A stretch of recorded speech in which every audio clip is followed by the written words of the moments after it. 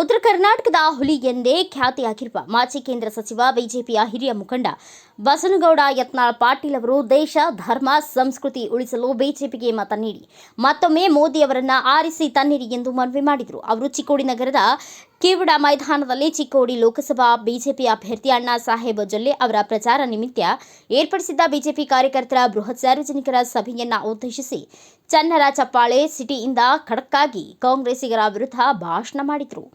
BJP ಅಧಿಕಾರಕ್ಕೆ ಬಂದರೆ ಸಂವಿಧಾನ ಬದಲಿಸಿ ಮೀಸಲಾತಿ ತೊಲಗಲಿದೆ ಎಂದು ಕಾಂಗ್ರೆಸ್ ಅಪಪ್ರಚಾರ ಮಾಡುತ್ತಲಿದೆ ಎಂದರು. ಸಂವಿಧಾನ ಬದಲಿಸುವುದಿಲ್ಲ, ಆದರೆ ಬಿಜೆಪಿಯವರೇ ಎಸ್ಸಿ ಎಸ್ಟಿ ಮೀಸಲಾತಿ ಹೆಚ್ಚಿಸಿದ್ದಾರೆ. ಎಲ್ಲ ಸಮುದಾಯಗಳಿಗೂ ಮೀಸಲಾತಿ ಮತ್ತು ಸಾಮಾಜಿಕ ನ್ಯಾಯ ದೊರಕಿಸಲು ನಾವು ಸದಾ ಪ್ರಯತ್ನಿಸುತ್ತಿದ್ದೇವೆ. ಬಾಬಾ ಸಾಹೇಬ್ ಅಂಬೇಡ್ಕರರ ಹೆಸರಲ್ಲಿ ಮತ ಯಾಮಾರಿದ ಕಾಂಗ್ರೆಸ್ ದೇಶವನ್ನ ದೋಚುವ ಕೆಲಸ ಮಾಡಿದೆ. ಆಗಿನ ಕಾಲದಲ್ಲಿ ಡಾಕ್ಟರ್ ಬಾಬಾ ಸಾಹೇಬ್ ಅಂಬೇಡ್ಕರ್ ಅವರ ಅಂತ್ಯಕ್ರಿಯೆಗೆ ಕಾಂಗ್ರೆಸ್ ದೆಹಲಿಯಲ್ಲಿ ಜಾಗ ನೀಡಲಿಲ್ಲ. ಕಾಂಗ್ರೆಸ್ ನಾಯಕರಿಗೆ ಸಾಮಾನ್ಯ ಕ್ಷೇತ್ರ ಮತ್ತು ಮೀಸಲು ಕ್ಷೇತ್ರಗಳೆರಡೂ ಬೇಕು. ಉಳಿದ ಸಾಮಾನ್ಯ ವರ್ಗದ ನಾಯಕರು ಏನು ಮಾಡುತ್ತಾರೆ ಎಂದು ಕೇಳಿದರು. ನನ್ನನ್ನ ಸೋಲಿಸಲು ಸತೀಶ್ ಜಾರಕಿಹೊಳಿ ಬಿಜಾಪುರಕ್ಕೆ ಜನರನ್ನ ಕಳುಹಿಸಿದ್ರು. ಯಾರಿಗೂ ಹೆದರದೆ ಗೋಕಾಕ್ಗೆ ಹೋಗಿ ಭಾಷಣ ಮಾಡಿದ್ದೇನೆ. ಈ ಭಾಗದ ಮತದಾರರು ಯಾರಿಗೂ ನಮ್ಮನ್ನ ಸಲ್ಲಿಸುವ ಅಗತ್ಯವಿಲ್ಲ ಎಂದರು.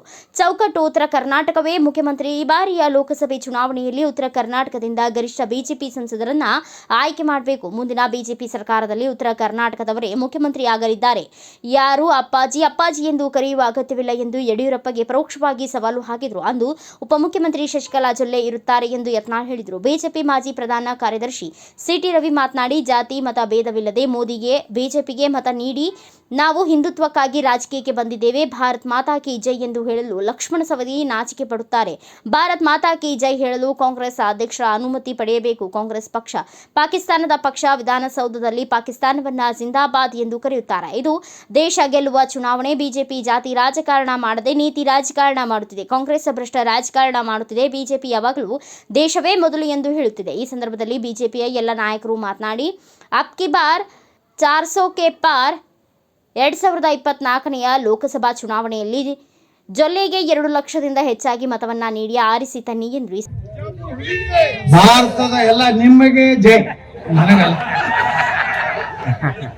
ಯಾಕಂದ್ರೆ ಬಿಜೆಪಿ ವೋಟ್ ಹಾಕಿರತ್ತೆ. ಭಾರತದ ಸಾರ್ವತ್ರಿಕ ಲೋಕಸಭಾ ಚುನಾವಣೆ 2024ರ ಭಾರತೀಯ ಜನತಾ ಪಾರ್ಟಿ ಹಾಗೂ ಜಾತ್ಯತೀತ ಜನತಾ ದಳದ ಎನ್ಡಿಎದ ಒಕ್ಕೂಟದ ಅಭ್ಯರ್ಥಿಗಳಾದಂತಹ ಹಾಲಿ ಸಂಸದರಾದಂತಹ ಸಹಕಾರಿ ಕ್ಷೇತ್ರದಲ್ಲಿ ಅಭೂತಪೂರ್ವ ಸೇವೆಯನ್ನು ಮಾಡಿದಂತ ಒಬ್ಬ ಮಾದರಿ ಸಹಕಾರಿ ಧುರೀಣರಾದಂತಹ ಶ್ರೀ ಅಣ್ಣಾ ಸಾಹೇಬ್ ಜೊಲ್ಲೆ ಅವರ ಚುನಾವಣೆ ಪ್ರಚಾರದ ವೇದಿಕೆ ಮೇಲೆ ಉಪಸ್ಥಿತರಿರುವಂತಹ ಎಲ್ಲಾ ಪಕ್ಷದ ನಮ್ಮ ರಾಷ್ಟ್ರೀಯ, ರಾಜ್ಯ, ಜಿಲ್ಲೆ, ತಾಲೂಕಿನ ಎಲ್ಲಾ ಪಕ್ಷದ ಮುಖಂಡರೇ, ಗೌರವಾನ್ವಿತ ಶಾಸಕರುಗಳೇ, ಮಾಜಿ ಶಾಸಕರೇ, ಈ ಒಂದು ಅಭೂತಪೂರ್ವವಾದಂತ ಬದಲಾವಣೆ. ಹಂಗಾದ್ರೆ ಚಿಕ್ಕೋಡಿ ಲೋಕಸಭಾ ಆಯ್ತು, ಬೆಳಗಾವಿ ಜಿಲ್ಲಾದಾಗ ಉಳಿಕಿದವ್ರು ಯಾರು MLA MP ಆಗೋದು ಬೇಡ. ಇನ್ನೊಂದು ಸಲ ನೀವು ಹಿಂಗ್ ಮಾಡಿಬಿಟ್ರೆ ಮುಂದಿನ ಸಲ SC ಒಂದು ಬಿಟ್ರಿ ಎಲ್ಲ ಅವರೇ ಇರ್ತಾರ. ಎಲ್ಲ ಒಂದೇ ಕುಟುಂಬ. ಆ ಸಮಾಜದಾಗಿದ್ದವ್ರು ಮತ್ತೊಬ್ರು ಬೆಳಿಲಿಲ್ಲ. 100 ವರ್ಷದ ಕಾಂಗ್ರೆಸ್ನಾಗ ಮತ್ತೊಬ್ಬ ಲೋಕಸಭಾ ಅಭ್ಯರ್ಥಿ ಆಗ್ಲಿಕ್ಕೆ ಯಾರು ಸಿಗಲೇ ಇಲ್ಲ. ಧಮಕಿ ಹಾಕ್ತಾರೆ. ಮತ್ತೆ ಬಂದರ್ ಬಾನಿ ಗೋಕಾಕ ಸಮುದಾಯ, ಜೈನ್ ಸಮಾಜ ಸೇರಿಸಿದೀವಿ, ಕ್ರಿಶ್ಚಿಯನ್ ಸೇರಿಸಿದೀವಿ. ಏನ್ ಹೇಳ್ಕೊತಾರಲ್ಲ, ನಾನು ವೀರ ರಾಣಿ ಕಿತ್ತೂರು ಚೆನ್ನಮ್ಮನ ವಂಶ ಕೈ ಮುಗಿತೀನಿ, ನೀವ್ ಯಾರೋ ವೀರಾಣಿ ಕಿತ್ತೂರು ಚೆನ್ನಮ್ಮನ ಚಪ್ಪಲಿ ಕಿಮ್ಮತ್ತಾಗುವುದಿಲ್ಲ. ನಾ ಕೈ ಮುಗಿದು ಕೇಳ್ಕೊತೀನಿ, ಸಂಗೊಳ್ಳಿ ರಾಯಣ್ಣನ ಕೊಡ್ಲಿ ಮುಂದಿನ ತುದಿ ಆಗುವುದಿಲ್ಲ. ಯಾಕೆ ಅನ್ಕೋತಿರೋ ನೀವು? ನಿಮ್ಮ ಮಾರಿ ನೋಡ್ಕೋರಿ. ನೀವ್ ಏನೇನ್ ಮಾಡಿ ಚೆನ್ನಮ್ಮನ ಹೆಸರು ಯಾಕೆ ಒಬ್ರು ಕಳಿಲಾಕತ್ತೀರಿ? ಇದು ಯಾವ ಜಾತಿ ಈ ಜಾತಿ ಇಲೆಕ್ಷನ್ ಅಲ್ಲ ಬಂಧುಗಳೇ. ನಾ ಪಂಚಮಸಾಲೆ, ನೀವು ಗಾಣಿಗೆ, ಗಡ್ಡಿಗೆ ಅಂದ್ಕೊತ ಹೋದ್ರಂದ್ರ ಇರ್ತಾರ ಸಾಬ್ರು ಬಂದು ನಿಮ್ಗೆ ಊಟ. ಅಲ್ಲಿಂದ ಕಿಶೋರ್ ಇದ್ದೀರಪ್ಪ ನೀವು. ಅವಾಗ ಅವ್ರು ಏನ್ ನೋಡುದಿಲ್ಲ, ಅವ್ರು 50% ಹೆಚ್ಚಾದ. ಇನ್ನ ನಮ್ ಡೊಂಗರ್ಗಾವ್ ಸಾಹೇಬ್ರ ಅವ್ರ ಮುಂದೆ ಹೇಳ್ತೀನಿ, 50% ಅವ್ರು ಆದ್ರಂದ್ರ ಇವ್ ಪಂಚಮ ಶಾಲೆ ಬಿಡ್ಬೇಕು, ಇವ್ ಕುರುಬರ ಬಿಡಬೇಕು, ಇವ್ ದಲಿತರ ಬಿಡುದಿಲ್ಲ. ಅವರು ಮಾಡೋ ಸ್ಕೀಮ್ ಹಾಕನೆ ಕಾಫಿ ಲೋಂಕ ಮಾರೋ ಅಂತಾರ. ನೀವೆಲ್ಲ ಕಾಫಿ, ನಾವೆಲ್ಲ ಕುಂಕುಮ ಹಚ್ಕೊಂಡ್ರಿ, ಇವತ್ತು ಹಚ್ಕೊಂಡ್ರೆಲ್ಲ ಕಾಫಿ. ಅವಾಗ ಏನ್ ಮಾಡ್ತೀರಿ? ಇಲ್ರಿ ನಾ ಎಸ್ಸಿ ಇದೀನಿ, ನನ್ ಬಿಡ್ರಿ ಅಂದ್ರೆ ನಾಳಿಕೆ. ಅವಾಗೆ ಬಾಬಾ ಸಾಹೇಬ್ ಅಂಬೇಡ್ಕರ್ ಅವರು ಅವಾಗ ಹೇಳಿದ್ರು ಏನಂತ ಹೇಳಿ, ಭಾರತ ಪಾಕಿಸ್ತಾನ ದೇಶ ಹೊಡಿಬೇಡ್ರಿ, ಎಂದು ಭಾರತ ಪಾಕಿಸ್ತಾನದ ಶಾಂತಿ ಸಿಗುವುದಿಲ್ಲ, ಇರುದ್ರ ಅಖಂಡ ಭಾರತ ಅಂತ ಚಪ್ಪನ್ ಮಂದಿ ನೋಡಿರೋ ಬಿಜಾಪುರ ಬಂದೆ. ನಾವು ಗೋಕಾಕ್ ನಮ್ಮ ಸಮಾಜಕ್ಕೆ ಮೀಸಲಾತಿ ಹೋರಾಟ ಮಾಡಕತ್ತಿದ್ವಿ ನಾವು. ಪಂಚಮಸಾಲಿ, ಆದಿ ಬಣಜ, ಕುಡಕಲಿಗ ಎಲ್ಲಾ ಸಮುದಾಯಗಳಿಗೆ, ಮರಾಠ ಸಮಾಜ, ಜೈನ ಸಮಾಜ. ಇವತ್ತು ನಾವು 2D ಅಂತ ಕೊಟ್ಟಿವಲ್ಲ, ಬಡದಾಡಿ ಎಲ್ಲ ನಮ್ಮ ಪಾರ್ಟಿಯವ್ರವ್ರು ಕೂಡ ಜಗಳ ಆಡ್ತೀವಿ, ಹೊಡೆದಾಡ್ತೀವಿ. ನಮ್ಮಲ್ಲಿ ಕೆಲವೊಂದು ನಾಟಕ ಕಂಪನಿ ಅದಾವು, ಕೊಡಬಾರ್ದತ್ತಾರ ಅವರು. ಕೊಟ್ರ ಉತ್ತರ ಕರ್ನಾಟಕದವ್ರು ಬಾಳೆ ಬೆಳೆದ್ರ ಅದ್ರ ಮುಖ್ಯಮಂತ್ರಿ ಆದ್ರೆ ನನ್ನ ಮಗನ ಪರಿಸ್ಥಿತಿ ಏನೋ ತೋರ್ ಚಿಂತಿ. ಎಲ್ಲರೂ ಕೂಡಿ ಆಡೇ ಆಡಿದ್ರು ಕಡೆಗೆ ನಾ ಬಗ್ಲಿಲ್ಲ. ನೀವೇನ್ ಮಾಡ್ತೀರಿ ಮಾಡ್ರಿ, ನಮ್ ಮೀಸಲಾತಿ ಕೊಡ್ಬೇಕಂದಾಗ ಸಿಟಿ ರವಿ ಅವ್ರು ಹೇಳ್ದಂಗೆ ಬಿಜೆಪಿ ಬಂದ್ರೆ ಮೀಸಲಾತಿ ತೆಗೆದು ಹಾಕ್ತಾರ, ಭಾರತದ ಸಂವಿಧಾನವನ್ನು ಬದಲಾವಣೆ ಮಾಡ್ತಾರೆ ಅಂತ ಹೇಳುವಂತ ಅಪಪ್ರಚಾರ ಈ ದೇಶದಲ್ಲಿ ಇವತ್ತು ಕಾಂಗ್ರೆಸ್ ಮಾಡ್ತಾ ಇದೆ. ಹಂಗಾದ್ರ ವಾಲ್ಮೀಕಿ ಸಮಾಜ ನಾನೇ ಮಾತಾಡ್ದವು, ವಿಧಾನಸಭೆ ಹಾಲ ಮತ ಸಮಾಜ ಬಗ್ಗೆ ನಾನೇ ಮಾತಾಡ್ದವು, ಪಂಚಮಸಾಲರ ಬಗ್ಗೆ ಮಾತಾಡ್ದವು, ಮರಾಠ ಸಮಾಜ ಶಿವಾಜಿ ಮಹಾರಾಜರ ಬಗ್ಗೆ ಮಾತಾಡಿದ್ದೀನಿ, ಜೈನ ಮುನಿಗಳ ಮಾನ್ಯ ದೇಹ ತ್ಯಾಗ ಮಾಡಿದಾಗ ಮಾತಾಡಿದ್ದೀನಿ. ನಾ ಹೇಳಿದೆ ಮೀಸಲಾತಿ ವಾಲ್ಮೀಕಿ ಜನಕ್ಕೆ, ST ಜನಕ್ಕೆ ಹೆಚ್ಚು ಮಾಡ್ರಿ, 7% ಮಾಡ್ರಿ. ನಮ್ಮ ದಲಿತರು ಏನದಾರ ಅವ್ರಿಗೆ 15ರಿಂದ 17% ಆಯ್ತು. ಹಾಗಾದ್ರೆ ನಾವು ಮೀಸಲಾತಿ ಕೈ ಹಚ್ಚಿದ್ವಿ ಅನ್ನ, ಅವ್ರಿಗೆಲ್ಲ ಮೀಸಲಾತಿ ಹೆಚ್ಚು ಮಾಡಿ ಇವತ್ತು 2C 2D ಅಂತ ಮಾಡಿದೀವಿ. 2D ಒಳಗೆ ಮರಾಠರು, ಲಿಂಗಾಯತ ವೀರಶೈವರು, ಪಂಚಮಸಾಲಿಗಳು ಬಂದಿತ್ತು, ಧರ್ಮದ ರಕ್ಷಣೆ ಆಗ್ಬೇಕಿತ್ತು. ಅವಾಗ ಯುಗ ಪುರುಷರ ಅವತಾರ ಆಯ್ತು ಅಂತಕ್ಕಂಥದ್ದನ್ನ ನಾವು ನೀವುಗಳೆಲ್ಲರೂ ಕೇಳ್ತಾ ಇರ್ತೀವಿ.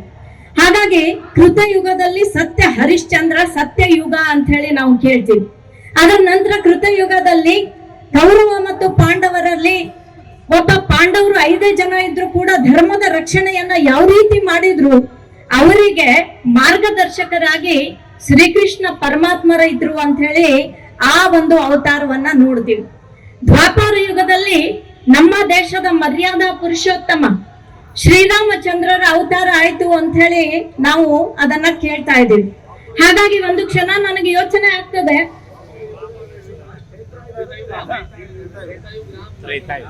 ತ್ರೇತಾಯುಗದಲ್ಲಿ ರಾಮ, ದ್ವಾಪರ ಯುಗದಲ್ಲಿ ಶ್ರೀಕೃಷ್ಣ. ಹೇಳಕ್ ಒಂದ್ ಸ್ವಲ್ಪ ಕನ್ಫ್ಯೂಸ್ ಆಯ್ತು. ಆದ್ರ ಇವತ್ತು ನಾನು ನೋಡಿದಾಗ ಇಂಥ ಅವತಾರ ಪುರುಷಗಳು ನಮ್ಮ ದೇಶದಲ್ಲಿ ಯಾವಾಗ ಧಾರಣೆಯನ್ನ ನಮ್ಮ ದೇಶದಲ್ಲಿ ನೋಡ್ತೀವಿ. ಒಂದು ಕ್ಷಣ ಯಾವಾಗಾದ್ರೂ ಯೋಚನೆ ಮಾಡ್ತಾ ಕೂತಾಗ ನನಗನ್ನಿಸ್ತದೆ, ಸತ್ಯ ಹರಿಶ್ಚಂದ್ರರನ್ನ ನೋಡ್ಲಿಲ್ಲ, ಶ್ರೀರಾಮಚಂದ್ರರನ್ನ ನೋಡ್ಲಿಲ್ಲ, ಶ್ರೀಕೃಷ್ಣ ಪರಮಾತ್ಮರನ್ನ ನೋಡ್ಲಿಲ್ಲ, ಬಸವಣ್ಣನವರನ್ನ ನೋಡ್ಲಿಲ್ಲ, ಛತ್ರಪತಿ ಶಿವಾಜಿ ಮಹಾರಾಜರನ್ನ ನೋಡ್ಲಿಲ್ಲ, ನಮ್ಮ ದೇಶದ ಸಂವಿಧಾನವನ್ನ ಬರೆದಂತ ಡಾಕ್ಟರ್ ಅಂಬೇಡ್ಕರ್ ಅವರನ್ನ ನೋಡ್ಲಿಲ್ಲ, ಆದ್ರೆ ಸ್ವಾಮಿ ವಿವೇಕಾನಂದರನ್ನ ನೋಡ್ಲಿಲ್ಲ. ಆದ್ರೆ ಅವರೆಲ್ಲರ ರೂಪದಲ್ಲಿ ಈ ಕಲಿಯುಗದಲ್ಲಿ ಒಬ್ಬ ಯುಗ ಪುರುಷ ಜನ್ಮ ತಾಳಿದ. ಅವ್ರು ಯಾರು ಅಂತಂದ್ರೆ ನಮ್ಮ ನಿಮ್ಮೆಲ್ಲರ ನೆಚ್ಚಿನ ಪ್ರಧಾನಮಂತ್ರಿ ನರೇಂದ್ರ ಮೋದಿಜಿ ಸತ್ಯ ಅನಿಸ್ತಾ ಇರ್ತದೆ. ಹಾಗಾಗಿ ಶ್ರೀರಾಮಚಂದ್ರರು ಲಂಕೆಗೆ ಹೋಗ್ಬೇಕಾದ್ರೆ ಒಬ್ಬ ಒಳ್ಳೆ ಪುರುಷನಿಗೆ, ಒಳ್ಳೆ ಉತ್ತಮ ವ್ಯಕ್ತಿಗೆ ಒಂದು ಸಹಾಯ ಮಾಡೋದಿಕ್ಕೆ ಹೇಗೆ ವಾನರ ಸೇನೆ ಇತ್ತು, ಆ ವಾನರ ಸೇನೆಯ ಮುಖಾಂತರ ಶ್ರೀರಾಮಚಂದ್ರರು ಸೀತಾಮಯ್ಯನ ಹತ್ರ ಹೋದ್ರು. ಇವತ್ತು ನಮ್ಮ ನಿಮ್ಮೆಲ್ಲರ ಕರ್ತವ್ಯ ಇದೆ. ಹಾಗಾದ್ರೆ ಅಳಿಲು ಕೂಡ ಯೋಚನೆ ಮಾಡಿದ್ಲು, ಇಂಥ ಒಬ್ಬ ಯುಗ ಪುರುಷನಗೋಸ್ಕರ ನಮ್ಮ ವಾನರ ಸೇನೆ ಇಷ್ಟೊಂದು ಪ್ರಯತ್ನ ಮಾಡ್ತಾ ಇದೆ, ನಾನ್ಯಾಕೆ ಮಾಡಬಾರ್ದು ಅಂತ ಹೇಳಿ ಅಲ್ಲಿ ಪಕ್ಕದಲ್ಲಿ ಇರ್ತಕ್ಕಂಥ ಅಳಿಲು ಅದು ಕೂಡ ಸಮುದ್ರದಲ್ಲಿ ಮುಳುಗಿ ಮೈ ಹಸಿ ಮಾಡ್ಕೊಂಡು ಉಸುಕಿನಲ್ಲಿ ಉಳ್ಳಾಡಿ ಆ ಕಲ್ಲುಗಳ ಮೇಲೆ ಜೈ ಶ್ರೀರಾಮ್ ಅಂತ ಹೇಳಿ ಉಸುಕ್ ಹಾಕ್ತಿತ್ತು ಅಂತ ಹೇಳಿ ನಾವು ರಾಮಾಯಣದಲ್ಲಿ ನೋಡ್ತಾ ಇದೀವಿ. ನಾವು ನೀವುಗಳು ದಿನಪ್ರತಿ ನೆನೆಸ್ತಾ ಇರ್ತೀವಿ. ಈ ಅಳಿಲು ಸೇವೆ ಮಾಡ್ಬೇಕು ಅಂತ ಹೇಳಿ ನಾವು ಹೇಳ್ತಾ ಇರ್ತೀವಿ. ಆದ್ರೆ ಇವತ್ತು ಆ ಕಾಲ ಬಂದಿದೆ.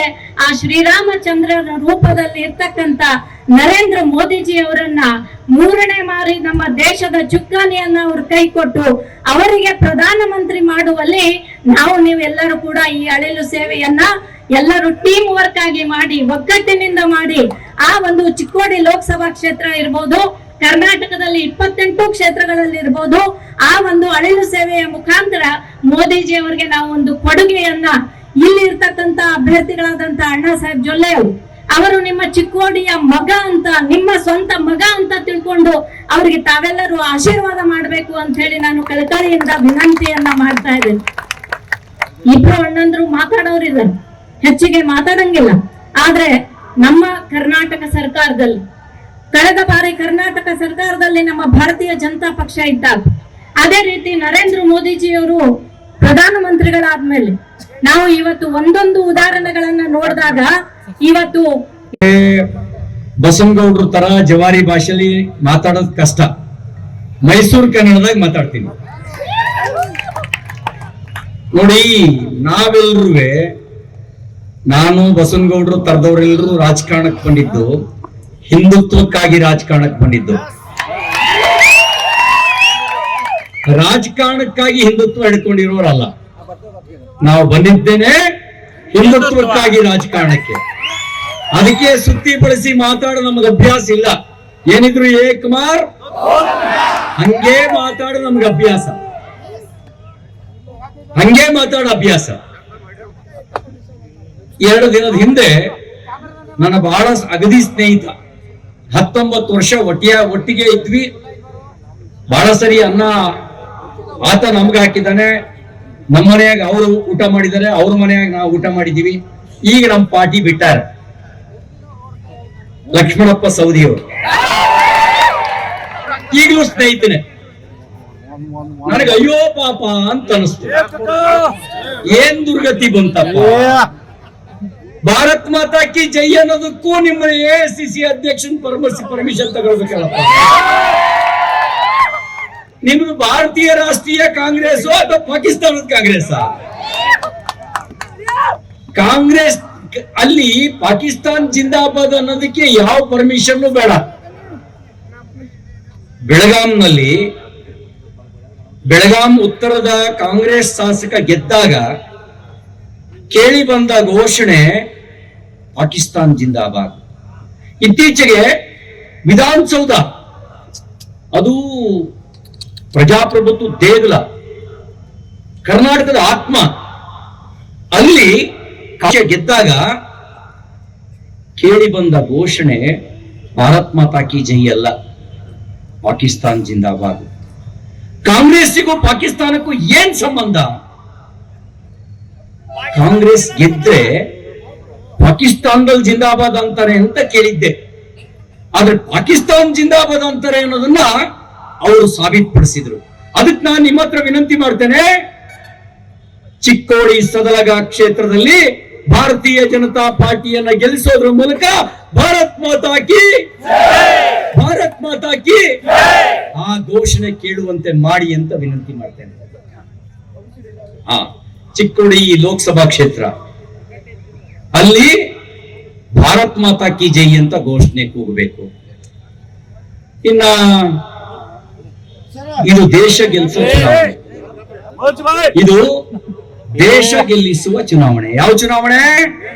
ಹಿಡ್ಕೊಂಡ್ರೆ ದೇಶ ಗೆಲ್ತೀವ? ನೀತಿ ರಾಜಕಾರಣ ಮಾಡಿದ್ರೆ ಮಾತ್ರ ದೇಶ ಗೆಲ್ಲೋದು. ಜಾತಿ ರಾಜಕಾರಣದಿಂದ ದೇಶ ಗೆಲ್ಸಕ್ ಆಗಲ್ಲ. ನೀತಿ ರಾಜಕಾರಣದಿಂದ ದೇಶ ಗೆಲ್ಲುತ್ತೆ.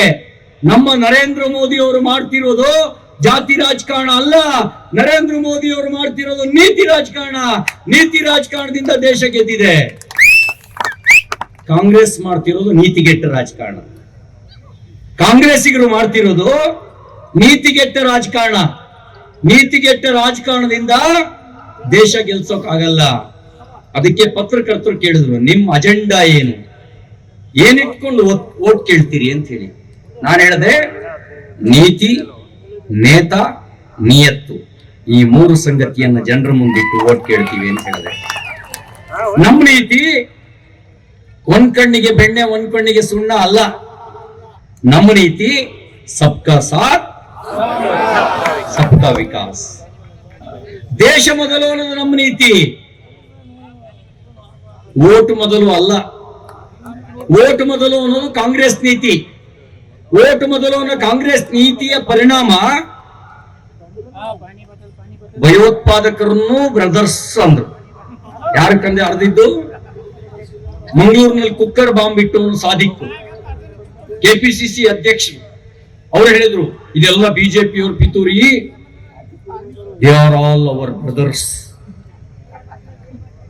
ಹಾಗೂ ನಿಪ್ಪಾಣಿಯ ಶಾಸಕರು ಮಾಜಿ ಸಚಿವರಾದಂತಹ ಸಹೋದರಿ ಶಶಿಕಲಕ್ಕ ಜೊಲ್ಲೆ ಅವರೇ, ನಮ್ಮ ಚಿಕ್ಕೋಡಿಯ ಪ್ರಭಾರಿಗಳಾದಂತ ಬಾಗಲಕೋಟೆಯ ವಿಧಾನ ಪರಿಷತ್ತಿನ ಸದಸ್ಯರಾದಂತ ಸನ್ಮಾನ್ಯ ಕಲ್ಲಪ್ಪನ ಮಗೇನವರವರೇ, ಹಾಗೂ ಅಥಣಿಯ ಮಾಜಿ ಶಾಸಕರು ಹಾಗೂ ಜೆಡಿಎಸ್ ಪಕ್ಷದ ಹೇರ್ಲೆ ಅವರೇ, ಚಿಕ್ಕೋಡಿ ಭಾಗದ ಮಾಜಿ ಶಾಸಕರು ಹಾಗೂ ಹಿರಿಯರಾದಂತಹ ಬಾಳಸಾಬಣ್ಣ ವಡ್ಡರವರೇ ಹಾಗೂ ಬಸವರಾಜ್ ಹುಂದ್ರಿ ಅವರೇ, ಹಾಗೂ ವೇದಿಕೆ ಮೇಲೆ ಆಸೀನರಾದಂತಹ ಎಲ್ಲ ಜಿಲ್ಲೆಯ ಪದಾಧಿಕಾರಿಗಳೇ, ಆಗಮಿಸಿದಂತ ನನ್ನ ಎಲ್ಲ ಪೂಜ್ಯ ರೈತ ಬಾಂಧವರೇ, ಯುವಕರೇ, ತಾಯಂದರೇ, ಸಹೋದರಿಯರೇ, ಪತ್ರಿಕಾ ಮಾಧ್ಯಮದ ಮಿತ್ರರೇ, ಮೀಡಿಯಾ ಮಾಧ್ಯಮದ ಮಿತ್ರರೇ, ಎಲ್ಲರಿಗೆ ಮೂಸಂಜೆ ನಮಸ್ಕಾರಗಳನ್ನು ಹೇಳ್ತಾ, ಇದು ಬಿಜೆಪಿ ಪಕ್ಷದ ನಮ್ಮ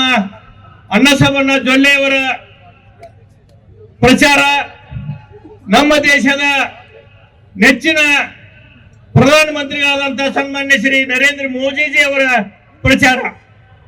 ಬಂಧುಗಳೇ, ನಿಮ್ಮೆಲ್ಲರಿಗೂ ಕೂಡ 10 ವರ್ಷ ಆಯ್ತು ನರೇಂದ್ರ ಮೋದಿಜಿ ಅವರು ಪ್ರಧಾನಮಂತ್ರಿ ಆಗಿ. 60 ವರ್ಷದ ಹಿಂದಿನ ತಮ್ಮ ಕಾಂಗ್ರೆಸ್ ಸರ್ಕಾರದ ಭ್ರಷ್ಟಾಚಾರದ ಆಡಳಿತದ ವೈಖರಿಗಳನ್ನು ತಾವೆಲ್ಲರೂ ಕಂಡಿದ್ದೀರಿ. ಈಗ 10 ವರ್ಷದಲ್ಲಿ ಒಂದು ಪೈಸೆ ಅನುದಾನ ಇಲ್ಲ, ಬರೀ ಗ್ಯಾರಂಟಿದಾಗ ಹೊಂಟೈತೆ. ಗ್ಯಾರಂಟಿ ಹೇಳಿ ಯಾವುದೋ ಅಭಿವೃದ್ಧಿ ಇಲ್ಲ. ಅದು ಗ್ಯಾರಂಟಿನೂ ಸರಿಯಾಗಿ ಮುಟ್ಟಾಕತ್ತಿಲ್ಲ. ಬಡವರಿಗೆ ಮುಟ್ರೆ ಬಹಳ ಸಂತೋಷ, ನಾ ಅವ್ರಿಗೆ ಧನ್ಯವಾದ ಹೇಳ್ತಾನೆ. ಸರಿಯಾಗಿ ಅವ್ರು 2,000 ರೂಪಾಯಿ ಮುಟ್ಟಾಕ್ತಾ ಇರಲಿಲ್ಲ, ಯುವಕರಿಗೂ ಸರಿಯಾಗಿಲ್ಲ, ಕರೆಂಟನು ಸರಿಯಾಗಿಲ್ಲ.